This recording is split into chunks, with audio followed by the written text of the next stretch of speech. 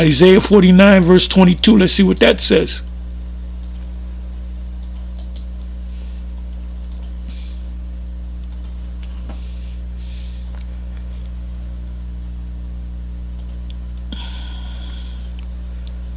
Thus saith Yahweh the Most High, behold, I will lift up my hand to the Gentiles and set up my standard to the people, and they shall bring thy sons in their arms, and thy daughters shall be carried upon their shoulders. So we will be the royal people. And kings shall be thy nursing fathers, the kings of the other nations, and their queens thy nursing mothers. They shall bow down to thee with their face toward the earth, and lick up the dust of thy feet, and thou shalt know that I am Yahweh. For they shall not be ashamed that wait for me. We're not going to be ashamed.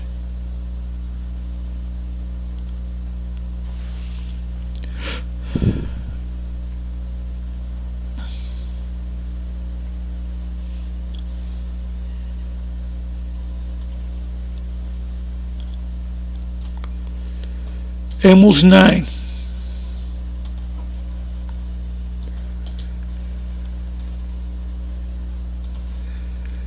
I'm going to start at the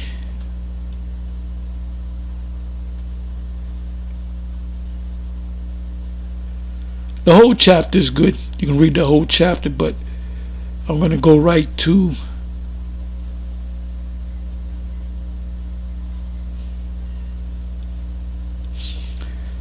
I'm going to start at 10. All the sinners of my people shall die by the sword, which say the evil shall not overtake nor prevent us. You evil one, you 2/3, you're going to take that Maxine, you're going to take the chip, and you're going to be destroyed. 11th verse. In that day will I rise up the tabernacle of David. And now the tabernacle of David, Yeshai, or high priest Yeshai, used to say the tabernacle of David is the tribe of Judah. No, it's not the tribe of Judah. The tabernacle of David was the Israelites that were living in that generation of David's rulership. So the tabernacle of David represent Judah, Benjamin, Levi, and the rest of the tribes.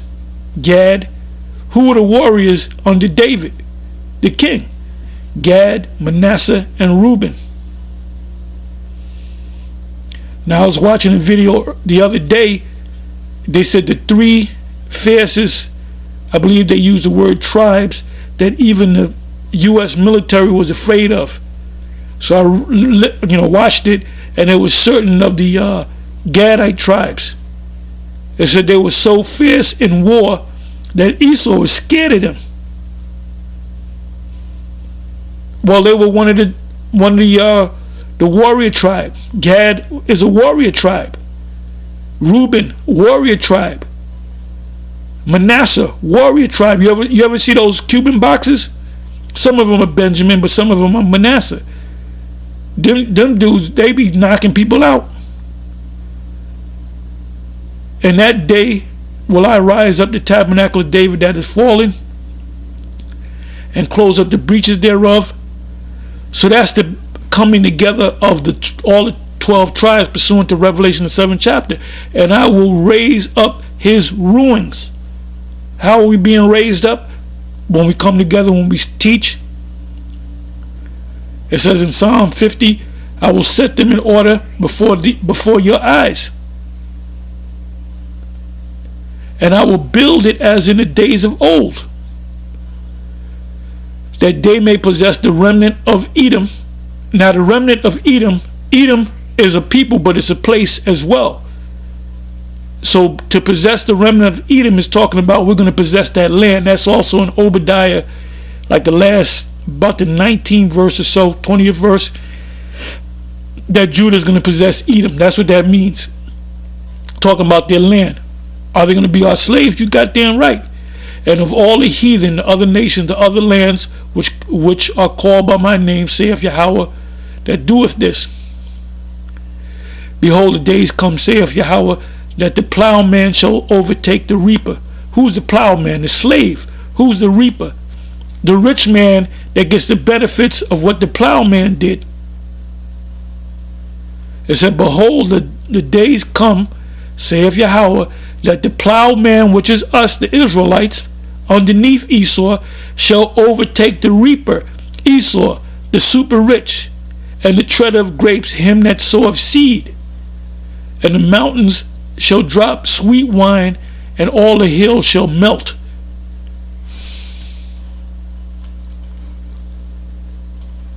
Let me pull out that word melt.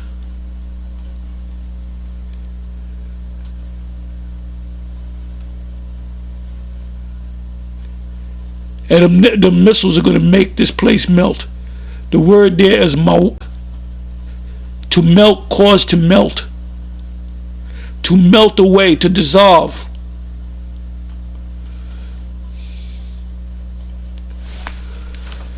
Second Peter comes to mind. 2 Peter 3.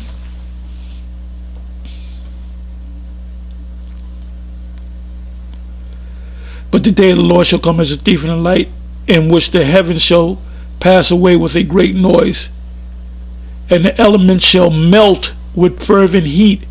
The earth also and the works that are therein shall be burnt up. Seeing then that all these things shall be dissolved, what manner of persons ought ye to be in all holy conversation and godliness, looking for and hastening unto the coming of the day of Yahweh, wherein the heavens being on fire shall be dissolved or melted, and the elements shall melt with fervent heat. So this is what you're supposed to be talking about. See, guys that fall off and go back into the world, they're not conversating. I guarantee you, their last conversation with Israel, they wasn't talking about the destruction. They don't believe that this man's going down. You know, it tells you in the Apocrypha, put not off the Lord from day to day. I'm merely paraphrasing. When you put the Lord off, and your mind is not stayed on Yahweh Ba'ashem Yahweh Shai every day, you begin to not talk about it as much, and you begin to not believe it. It speaks about them not being mixed with faith in what is that, Hebrews 4, and about the second, third verse.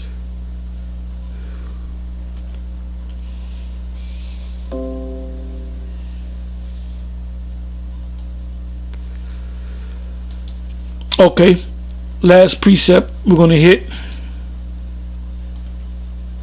And these are just precepts that came to mind that I jotted down. So I said, I like these precepts.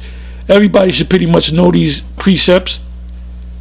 It says, why did the heathen raise, Psalms 2 verse 1, why did the heathen and the other nation rage and the people imagine a vain thing?